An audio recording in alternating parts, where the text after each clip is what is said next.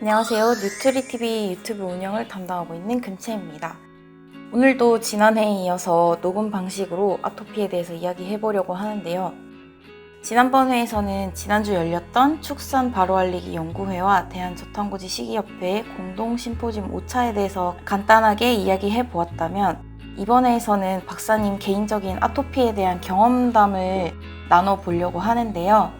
박사님께서 이 아토피에 대해서 개인적으로 정말 깊은 경험을 하셨고 여러분들께 많은 이야기를 해주고 싶으시다고 하셨어요. 그래서 오늘은 박사님의 경험과 어떤 아토피에 대한 임상 실험 하셨던 부분에 대해서 이야기를 나눠보고자 합니다. 네, 안녕하세요. 정명일이에요. 아토피 피부염도 앓고 있는 자녀분을 관리하시는 어머니들은 많은 고민과 어려움과 또 때로는 분노도 있을 것 같고요. 왜냐면 어떤 때는 괜찮다가 어떤 때는 좋아졌다가 또 스테로이드 연고 바르면 좋아졌다가 또 다시 좋아지고, 그래서 그런 분들한테 조금의 위안 또는 도움이 될 수 있을까 싶어서 제 경험담을 들려주고 싶었어요. 한번 방법을 알고 나니까 그렇게 두려워할 건 아니다라는 생각이 들더라고요. 좀 희망을 가지시기를 바라는 마음에서 오늘 방송을 하기로 했습니다. 너무 좋네요. 네, 이 아토피는 의학적으로도 원인이 명확하게 규정되어 있진 않아요. 아토피라는 그 용어 자체가 기묘한, 이상한 이런 뜻을 갖고 있거든요. 그렇군요. 그러니까 이게 아직도 이해되지 않은 문제죠. 그래서 발표되기로는 부모들이 이런 아토피 피부염이나 비염, 천식이 있는 경우에 그 자녀들은 아토피 피부염 발생률이 좀 더 높아요. 그렇지 않은 부모들에서 태어난 아이들보다. 그래서 유전적인 요소가 있는 것 같다. 네. 또 과거 한 50년 전, 100년 전에 비해서 훨씬 지금은 아토피 피부염 발생률이 높거든요. 네. 그럼 이제 이 짧은 기간에 유전자가 변화하지는 않은 거잖아요. 그러면 이 뭔가 환경적 요소가 관여하고 있는 것 같다. 라고도 또 이제 얘기를 하고요. 또는 어떤 개인들의 면역 이상 반응이 있어 보인다. 그래서 좀 이러한 것들이 복잡하게, 복합적으로 오랜 기간 작용을 해서 나타나는 거로 추정을 하고 있어요. 그러니까 이 개개 어머니들도 엄청 혼란스러울 것 같긴 해요. 저도 그 과정을 겪었었고요. 원인을 아예 모르니까. 네. 아이가 한 100일 때 볼이 볼거스름해지더라고요. 네. 그래서 이제 그때 동네 소아과 가서 연고를 발랐는데 금방 좋아지죠. 별거 아니구나. 네네. 근데 한 일주일, 열흘 지나면 또 다시 도져요. 다시 발라주고. 근데 이제 점점점 그 기간이 짧아지는 거죠. 그게 이제 스테로이드 호르몬이라는 걸 알고 이제 거부감이 드는 거죠. 무섭고. 네. 이거 평생 발랐을 때 어떻게 될까? 그리고 이걸 벗어날 수 있는 방법은 없나? 온갖 민간요법에 빠지기도 하고 그래서 좋다는 거 다 하고. 근데 이 아토피 피부염은 1세 때, 우리 아이도 그랬었고요. 1세 때 가장 심해지는 것 같아요. 그러다가 점점점 천식으로 비염으로 이어져요. 물론 이제 그 개인들에 따라서 그 순서는 다르고 또는 동시에 가지고 있을 수도 있고, 이런 것들을 아토피 행진이라고 해요. 전체적으로 면역력이 약해지는 느낌이네요. 또는 면역 과잉 반응이라고도 하기도 하고요. 그래서 면역 억제 치료도 받았거든요. 이제 위장관 문제부터 시작돼서 피부염, 천식, 비염으로 이어지는 아토피 행진을 보인다라고들 해요. 근데 우리 아이도 위장관 문제, 변이 굉장히 물었고요. 그때는 그냥 얘가 왜 이런가, 그냥 피부가 뭐가 문제가 있나 이렇게 생각을 했는데, 이제 거슬러 되짚어 생각해보니 그게 다 아토피 피부염의 그 한 증상이었던 거죠. 그래서 천식이 도지는 시점, 걔가 한 3, 4학년 때 천식이 도졌고요. 제가 이제 5학년 때 이 사업을 하면서 이제 뭔가 좀 개념을 잡아가기 시작했던 것 같아요. 그래서 그 과정들을 보면 아토피를 키우면서 내가 내렸던 막연한 추정? 이거는 뭐였었냐면, 이거 뭐가 스트레스와 관련이 있다. 왜냐면 아이에게 복잡한 좀 계산 문제를 주면 막 긁거든요. 네. 또는 아이들과 놀다가 경쟁할 상황, 또는 장난감을 뺏기는 상황, 이런 데서는 더욱더 막 긁거든요. 그래서 스트레스와 관련이 있다라고 이제 생각을 했고요. 그 다음에 컨디션이 좋을 때는 아무거나 먹여도 상관없고, 옷, 로션 크게 신경 쓰지 않아도 피부도 좀 더 부드러워지고, 근데 아이 컨디션이 나쁠 때는 예를 들어 환절기 때는 애들 감기 많이 걸리잖아요. 그쵸. 외부 기압과 기온차가 많다 보니 네. 그거에 저항해서 일정한 체온을 유지하려니 좀 더 에너지가 많이 들어가는 것 같아요. 그래서 그때 좀 저항력이 줄어드는 애들은 아토피가 더 심해지는 것 같아요. 우리 아이도 그랬고요. 이게 이제 막연하지만 피부만의 문제는 아닌 것 같다. 신체 내부의 문제일 수 있겠다라고 이제 추측을 했죠. 지금 이제 과거에 내가 했던 잘못된 실수들 지금 이제 생각해보면 스테로이드 부작용에 대한 막연한 공포가 컸지 않았나, 적절히 이용했어야 되지 않았을까 하는 생각이 있고요. 두 번째는 그 당시가 우리 아이가 연도가 96년이니까 이때는 저지방 도구마가 한참 성행하던 때예요. 포화지방에 대한 막연한 거부감들이 있었어요. 그거를 계속 못 먹게 가이드하던 시점이어서 그게 이제 세뇌가 됐었죠. 그래서 아토피 피부염은 뭐 더 이런 동물성 식품이 안 좋을 거야. 그래서 최소한으로만 먹였어요. 그리고 대신 친환경 식품을 사서 구하기 어려운 거 막 구하셔가지고. 가게도 별로 없었어요. 네. 막 잡곡밥에 채소에 간식은 과일 위주로 막 이렇게 먹였어요. 전형적으로 이제 아이 건강 돌보려고 엄청나게 애쓰신 그냥 평범한 어떤 어머니? 무지하다 이런 걸 떠나서 그랬던 것 같은데요. 그죠. 엄격하게 관리하는 엄마였거든요. 그 마음도 너무 이해가 가요. 네. 근데 이제 다른 어머니들은 그런 게 이해가 안 되는 시절이었죠. 그래서 이제 생각해보면 그냥 직관에 기반한 주먹구구식 관리였던 거죠. 그로 인해서 아이는 더 힘들었었고 체중 뇌소했죠. 그 다음에 그런 아이를 이제 돌보느라 가족의 삶의 질은 저하됐었죠. 그러다가 애 5학년 때 제가 맞춤 영양 관리를 이제 터득하기 시작을 했어요. 바로 이제 이 회사를 시작하면서죠. 여기서 타액 호르몬 검사 서비스를 세팅을 했고요. 그리고 그 세팅하는 과정에 저희 아들 거를 검사를 해봤어요. 이제 타액 속의 코티솔 농도는 검사에서 색깔이 진해질수록 코티솔 양이 낮은 거예요. 근데 그 발색을 보고 나니까 가슴이 먹먹해지더라고요. 막연하게 알았던 그 시체 내부의 문제라는 거를 검사를 통해서 완전 눈으로 알게 된 거죠. 확인하신 거죠. 네. 얘 속이 이렇게 힘들었었구나. 피부는 그냥 그 한 표시였구나 하는 걸 알고 제가 마음이 되게 안 좋았었어요. 그래서 이 내부를 어떻게 내가 개선시켜 줄까. 그 뒤부터 이제 그거에 많은 고민과 연구와 뭐 이런 과정을 밟은 거죠. 타액 호르몬 검사에서 제가 파악한 거는 우리 아들의 부신 기능이 저조하구나. 즉 아들의 스트레스 대처 능력이 떨어져 있구나. 그래서 환절기에 감기도 잘 걸리고 조금 육체 활동 오버해서 하면 열감기가 걸리고 그 다음날 학교를 안 가는구나, 못 가는구나 라는 거를 깨달았어요. 이 부신 기능이 저하되면 사실은 대사 작용도 떨어져 있거든요. 그러다 보니 사용할 에너지가 적고 에너지 생산량이 적어 있는 거죠. 참고적으로 부신이라고 하는 것은 여기 보시다시피 신장 외에 곡갈같이 노란 지방덩어리 같이 생긴 거 있잖아요. 이게 부신이거든요. 크기는 거봉 크기만 해요. 이곳에서 우리 흔히 들어왔던 부실피진 호르몬, 그게 이제 스테로이드 호르몬인 거죠.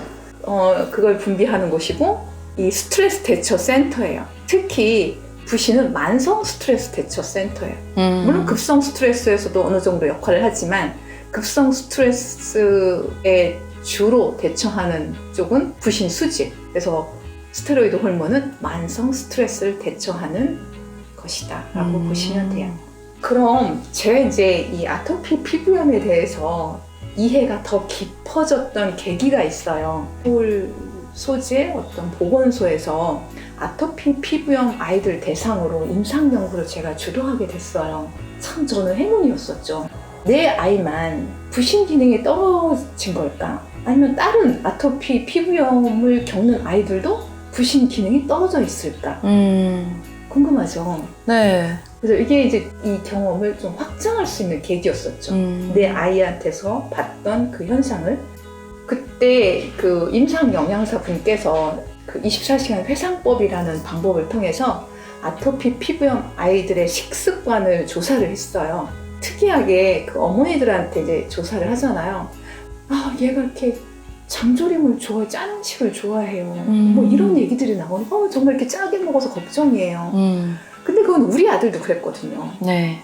어떤 때 감자 삶아서 이렇게 줘서 먹는 걸 보니까 하얗게 소금이 묻어있는 거예요. 감자예요? 감자예요. 계란 삶아줘도 막 하얗게 묻어있고. 어느 순간 그걸 보게 된 거예요. 놀라가지고 지방이 안 좋다는 걸 우리는 그때 세뇌가 돼서 막 지방 안 먹으려고 했었잖아요. 네. 근데 소금도 마찬가지였거든요. 그쵸. 다시 막 물에 헹궈주고 이랬거든요. 근데 임상 연구에 참여한 아이들한테서도 나타나는 공통 현상이었던 거예요.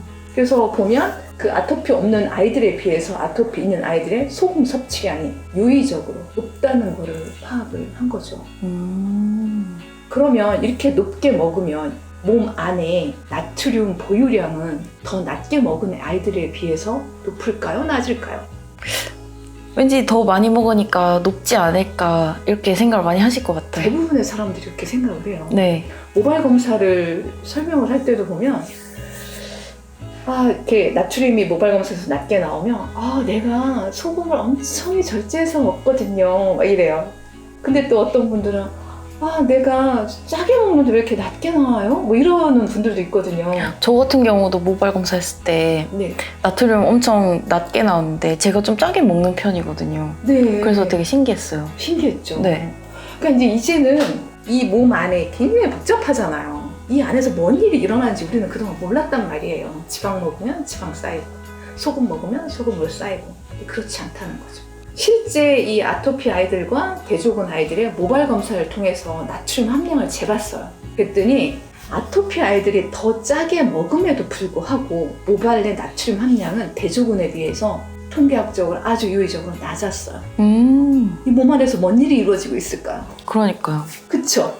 우리는 몰랐죠. 네. 이 생명체라고 하는 거는 끊임없이 뭔가를 조절하고 조율하고 합성하고 한다는 거죠. 뭔가 문제가 있다 내부에 라는 걸 우리는 또 확인할 수가 있는 거죠. 네. 그래서 이렇게 낮아지는 이유는 그 아토피 아이들과 대조군의 코티솔을 측정을 했어요. 봤더니 대조군 아이들은 하루에 4번을 받았거든요. 아침, 정오, 오후, 취침 전 4번 샘플을 받아서 측정을 했고요. 대조군 아이들의 그 코티솔 분비를 보니까 아침에 상당히 높죠. 그리고 정오로 가면서 떨어지고 오후, 취침 전으로 가면서 이렇게 굉장히 기울기가 가파르게 떨어지잖아요. 이게 정상적인 분비 패턴이에요. 이게 코티솔의 일주기성 리듬이라고 하거든요. 아침에 피크를 치는 거. 그래서 코티솔이 하는 일은 하루 일과에 필요한 에너지 생성을 하게끔 전신 세포를 준비시키는 일을 하는 거예요. 그쵸. 아침에 일어나야 하니까. 그쵸. 네. 그래서 해 뜰 때 코티솔도 일어나요. 그런 원리인 거죠. 근데 아토피 아이들을 보면 아침에 코티솔 분비량이 상당히 낮아요. 네, 형태가 완전히 다르네요. 그죠. 그것도 갭이 엄청 크죠. 네. 많은 아이들이 이런 패턴을 보이는 거죠. 그래서 즉 이거는 뭐냐면 부신 코티솔, 부신에서 분비되는 알도스테론, 얘네들은 내 몸에 남는 나트륨의 수준을 결정을 해요. 대부분의 소금은 오줌으로 빠져나가잖아요. 그래서 오줌이 짠 이유가 그거잖아요. 네. 근데 나트륨은 사실은 우리 몸에 생리학적 기능이 없어서는 안 되거든요. 신경, 흥분, 신호를 전달하고. 그쵸? 근육 수축이완, 네. 이런 것들에 상당히 필요한 미네랄인데 얘가 다 빠져나가면 안 되잖아요. 네. 그래서 일부를 다시 재흡수를 시키거든요. 그 재흡수 과정에 부신 코티솔, 또 다른 부신 호르몬들이 작용을 하거든요. 근데 부신 코티솔에 떨어져 있는 아이들은 대부분 다 빠져나간다는 거죠. 그러니까 그거를 낮으니까 자꾸 소금에 대한 갈망이 있고 욕구가 있어서 먹었던 거죠. 네. 그러면 왜 아토피 아이들에게서 코티솔 분비가 낮아 있을까요? 이게 또 제가 고민했던 거예요. 그래서 부신 쪽에 대해서 공부를 하고 논문을 찾고 코티솔 분비 조절을 먼저 말씀을 드리면 이 시상하부하고 뇌하수체의 조절을 받거든요. 네. 그러니까 시상하부는 내부 신체 정보가 이 시상하부로 모여요. 스트레스 정도가 얼마인지를 결정을 해서 그 스트레스 양과 비례해서 부신에서 코티솔을 분비하게 조절을 해요. 네. 그렇게 해서 부신에서 코티솔이 분비가 되면 코티솔이 전신 세포를 자극을 해서 스트레스에 상응하는 일을 이제 하게 하는 거죠. 아, 이 시상하부와 뇌하수체와 부신이 이제 유기적으로 네. 잘 긴밀하게 신호를 주고받으면서 이제 우리 몸에 어디에 얼마 정도의 이 신호가 가야 어느 정도로 반응을 해야 하는지 이거를 결정하는 컨트롤 타워 같은 거군요. 맞아요. 그래서 생명축이라고 하거든요. 네. 흔히 영문의 앞자를 따서 HPA 축이라고 하기도 하고요. HPA 축이요? 네네. 근데 이 스트레스에 반응해서 온 전신 세포들이 일을 하다 보면 그 과정에 영양소 소모가 많거든요. 네. 그래서 적절히 채워주지 않으면 계속 고갈되면서 어느 순간에는 스트레스가 와도 적절히 반응할 수 없는 단계가 와요. 그걸 이제 흔히 부신 탈진기? 너무 열심히 일했는데 채워지지 않으니까. 네. 그 단계에서는 아무리 스트레스가 와도 코티솔이 분비가 적절히 이루어지지 않죠. 대처를 할 수가 없는 거군요. 네, 그걸 결정하는 거는 시상하부예요. 각 세포의 상황에 대해서도 시상하부는 정보를 받고 판단을 하고 부신으로 하여금 스트레스가 와도 너 이제 코티솔 분비하지 마 이렇게 조절하거든요. 그러니까 이미 이 아토피 피부염 아이들은 뭐 염증으로 인해서든 뭐 수면 장애로 인해서든 오랜 만성 피로에 의해서 세포에 영양소가 고갈됐다고 저는 판단을 했어요. 그 결과 부신 코티솔 분비가 원활하게 이루어지지 않는다고 저는 판단을 한 거죠. 그래서 스테로이드 치료에 내성이 생기는 이유를 저는 이렇게 생각을 했어요. 이제 오케스트라 연주에 비유할 수가 있는데 HPA 축, 네. 뭐 코티솔은 지휘자에 해당이 되고요. 그다음에 각 전신 세포들은 각각의 이제 연주자를 볼 때 연주를 너무 열심히 했단 말이에요. 네. 그래서 다 지쳐 있어요. 근데 누군가가 저거 아니야. 그래서 지휘자만 외부에서 쌩쌩한 지휘자를 들여와서 막 강하게 하는 거죠. 연주자들은 여전히 탈진 상태인데. 그쵸. 그건 냅두고 외부 지휘자만 교체를 계속 하는 거죠. 네. 그래서 처음에는 그 지휘자에 조금 반응을 할 수가 있겠지만 갈수록 연주자들은 더 피곤해지고 그래서 더 이상 어떠한 강력한 지휘에도 반응할 수 없는 단계. 그게 저는 스테로이드 치료의 내성이라고 생각을 했어요. 네. 엄청 이해가 쏙쏙 되는데요. 그쵸. 네. 그러면은 우리가 스테로이드 호르몬 내성에서 벗어날 수 있는 길도 우리 이제 알 수 있는 거죠. 그쵸. 연주자들을 맛있는 거 먹여주고 충분히 쉬게 해주고 네, 치료해주는 게 중요하겠네요. 그쵸. 그걸 세포들을 복원해줘야 되는 거죠. 네. 또 고민도 많이 하고 시행착오도 많이 했어요. 어쨌든 내성에서 벗어나려면 어떤 데 일주일에 한 번씩 발랐다고 하면 뭐 3개월 후에는 보름에 한 번. 이렇게 점점점 줄여나갈 수 있다면 엄청 희망적이잖아요. 그렇죠. 또 그게 문제가 되는 건 아니잖아요. 세포가 점점점 복원되면서 자연스럽게 줄여지더라고요. 똑같이 스트레스를 받는 상황이 오더라도 그쵸. 그 반응이 조금 더 약해지고 그러니까 세포 자체가 튼튼해지니까 이렇게 스트레스가 와도 반응을 할 수 있는 힘이 생기는 거군요. 그렇죠. 그래서 세포 건강이 회복되면 부신에서의 코티솔 분비가 자연스레 증가하는 거죠. 그런데 그 스트레스 강도가 많을수록 각 세포들도 일을 많이 하게 되잖아요. 네. 근데 일할 때 그냥 공짜로 하는 거 아니잖아요. 네. 각각의 영양소들 또는 밝혀지지 않은 많은 성분들이 함께 모여서 그 스트레스 대처에 필요한 일들을 한단 말이에요. 네. 그래서 스트레스가 오래 지속될수록 각 세포의 영양소가 많이 소모가 되겠죠. 적절히 채워두지 않으면 계속 고갈이 되는 거예요. 네. 그러면 이제 아토피 자녀를 가지신 많은 부모님들이 또 한 가지 궁금해 하실 부분이 이제 생활 습관 부분이잖아요. 근데 이제 그 생활 습관 부분에서 또 굉장히 큰 부분을 차지하는 게 이 아이들 식사인데 식사는 어떻게 하면 좋을까요? 식사요. 그죠.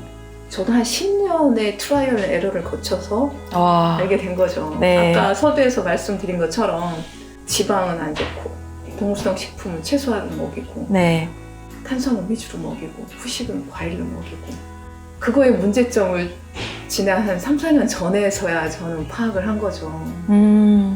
탄수화물 위주 식단은 인슐린 스파이크를 일으키고 또 장내 유해균의 성장을 촉진시키면서 장내 염증을 많이 생기잖아요. 와, 그거 자체가 몸에 만성 스트레스를 불러오겠네요. 그쵸.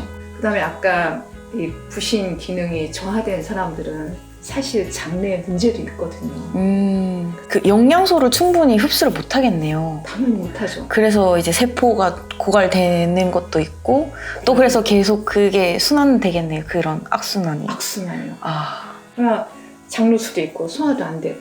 만약에 그 상태에서 단백질 식품을 먹으면 소화 덜 된 그 단백질이 그 누수되는 곳으로 들어가서 알러지 네. 반응을 일으키겠죠. 아. 그래서 저는 그게 아토피 피부염 있는 아이들이 천식과 비염으로 가는 한 기전에 해당되지 않을까라고 네. 생각을 해요. 그래서 탄수화물 위주 식단에서 벗어나는 게 아주 중요한 것 같아요. 이거 자체가 염증을 더 촉발하고 장 기능에 유해 요소가 되니까요. 단백질 식품과 건강한 지방을 충분히 먹어줘야 되잖아요. 특히 동물성 식품 아주 중요한 것 같아요. 그래서 이런 단백질 식품과 건강한 지방을 충분히 먹었을 때 일단 염증이 줄어들 수 있고요. 네. 사실 세포막은 다 지방으로 돼 있잖아요. 네. 그래서 지방 세포막 복원에 필요하고 피부 장벽 복원에 도움이 많이 되죠.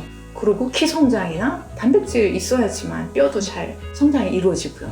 그런데 아이들이 소화 능력이 떨어져 있으니 특히 단백질과 지방은 소화하기가 더 어렵거든요. 네. 그래서 그런 아이들 같은 경우에는 기능의학 병원에 가서 검사를 하고 장 기능 회복을 하는 치료를 좀 받으면 좋을 것 같아요.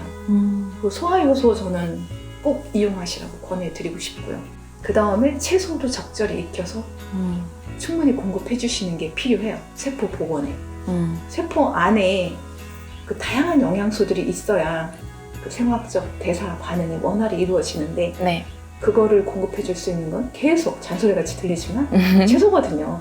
미네랄 공급, 파이토케미칼 공급 이런 거를 위해서 공급해 주시는 게 좋죠. 그 다음에 영양제 이용도 전 적극적으로 하라고 하고 싶어요. 많은 분들이 어떤 영양제 먹으면 좋을지 궁금해 하실 것 같아요. 그죠? 네. 그래서 아까 에너지 생성 과정이 좀 저조하니 아토피 아이들은 전 아까 B군, C, 마그네슘 권해드렸었고요. 거기에 더해서 칼슘. 네. 이 칼슘 같은 경우에는 애들이 굉장히 지금 민감해져 있거든요. 교감신경 흥분된 경우가 많고요. 이게 가라앉혀주는 영양제이기도 해요. 네. 그래서 가려움증을 덜 느낄 수도 있고요. 오메가3, 그러니까 세포막 복원, 그다음에 네. 좋은 지방. 그쵸. 염증 완화에 좋고요. 오메가6와의 균형을 위해서 오메가3 공급 도움 많이 되죠. 네. 비타민 D3 염증 완화에 도움 되고요. 현대인들 다 부족하잖아요. 네. 그래서 이것도 검사를 통해서 적절히 공급해주면 좋을 것 같고요. 이노시톨 최근에 좀 소개되기 시작한 보충제죠. 네. 얘도 염증 해소에 많은 도움이 되더라고요. 저도 이노시톨 먹을 때 되게 잠도 잘 자고 좋았던 것 같아요. 네. 유산균, 소화효소 이 정도 저는 권해드려요. 좀 요약하면 저는 신뢰할 만한 의사를 정하시고 꾸준하게 도움을 받는 게 좋을 것 같아요. 사실 이런 뭐 식사나 영양제, 뭐 스트레스 관리 이런 것도 있지만 네. 당장에 아이가 네. 너무 가려워가지고 잠을 못 자거나 네. 아니면 뭐 환절기라서 피부가 많이 일어나거나 했을 때 바로바로 관리를 해줄 수 있는 것도 또 중요한 것 같거든요. 그래서 너무 병원을 무서워하지 말라고 하시는 것 같아요. 네. 가려움과 염증 자체가 스트레스로 작용을 해서 부신을 더 힘들게 할 수 있거든요. 그러니까 그런 처치는 필요한 것 같고요. 네. 집에서 또 어머니는 아까 식사 네. 철저히 잘 관리해 주시고 하면 그렇게 저는 아토피가 막막하고 막연하고 두려워해야 할 건강 문제는 아니라고 생각을 해요. 맞아요. 매일 신경 써야 되는 부분이 있긴 하지만 또 그렇게 나빠지기만 하는 병은 아닐 수 있다라고 이제 희망을 주시는 것 같아요. 그 외에도 수면을 충분히 재워주는 거가 스트레스 완화에도 좋고요. 애들 발달에도 키 성장이나 네. 두뇌 발달에도 꼭 필요하고요. 사실 이제 그때 후기에서 저탄고지 5차 포럼 후기에서 저는 건강의 차이가 인생의 차이다. 불편함은 우리를 성장시킨다. 네, 두 가지. 그게 이 우리 아이 아토피 아이를 해결하는 과정에서 제가 그냥 고스란히 느낀 거였고 우리 아들도 그걸 느꼈고요. 그러니까 건강해 보지 않았을 때와 건강했을 때 삶의 차이를 많이 느꼈고요. 우리 아들도. 그래서 자기 건강 관리를 그래도 철저히 하는 편이에요. 네. 지금 대학생인데. 그리고 아토피라는 불편함이 있었죠. 애가 잠을 잘 못 자니까 걔를 재우느라고 잠 설칠 때도 많았었고요. 근데 오랜 과정, 그걸 해결하는 과정에서 온 가족이 좋은 생활 습관을 갖게 된 것 같아요. 가족 간의 사이도 좋아지고. 그렇죠. 특히 이제 아들과 저는 좀 더 유대감이 많이 생긴 것 같아요. 계속 대화하면서 그 과정을 헤쳐나왔기 때문에 이거를 제대로 해결했을 때 감사함으로 다 모든 것들이 수렴되는 것 같아요. 맞는 것 같아요. 저 같은 경우에도 사실은 20대 때부터 몸이 안 좋아서 저탄고지나 제 개인의 건강에 대해서 관심을 갖게 된 편인데 그것도 굉장히 일찍 제 건강에 대해서 관심을 갖게 된 편이거든요. 사실 보통은 제 친구들 보면 20대에는 그냥 이 건강, 이 컨디션이 영원히 유지될 줄 알고 몸을 막 쓰잖아요. 밤새 놀기도 하고 일도 하고 저도 그랬어요. 네, 무리도 하고 술도 네. 먹고 커피도 하루에 몇 잔씩 먹고 저도 처음에는 몸이 안 좋았을 때 네. 아, 왜 나는 다른 사람들은 다 저렇게 건강하게 잘 지내는데 나는 왜 이렇게 몸이 안 좋아서 영양제도 이렇게 몇십만 원씩 먹어야 되고 막 이런 생각을 했었는데 지금은 되게 감사하게 느껴지는 거예요. 뭔가 더 일찍 이 건강의 소중함을 알게 됐다는 거? 네. 그런 생각을 하고 있었는데 또 박사님께서 이렇게 말씀해 주시니까 되게 와닿고 아드님이 되게 축복받으신 것 같아요. 저는 반대로 제가 축복이라고 생각을 하거든요. 저 그런 아들을 통해서 제가 많이 커졌거든요. 자식은 참 가장 큰 스승 같기도 해요. 네, 그런 것 같아요. 너무 좋네요. 네, 이렇게 오늘은 박사님과 이제 아토피에 대해서 박사님께서 겪으셨던 개인적인 경험 그리고 또 임상적인 경험을 통해서 아토피의 원인이 무엇인지 또 그 원인에 대해서 어떻게 박사님이 해결책을 찾아오셨는지에 대해서 얘기를 나눠보았는데 아토피로 고생하고 계신 많은 가정에 도움이 많이 됐으면 좋겠습니다. 여러분과 함께 저의 경험을 나눌 수 있어서 감사합니다. 다음 시간에 또 뵙도록 하겠습니다. 감사합니다. 감사합니다.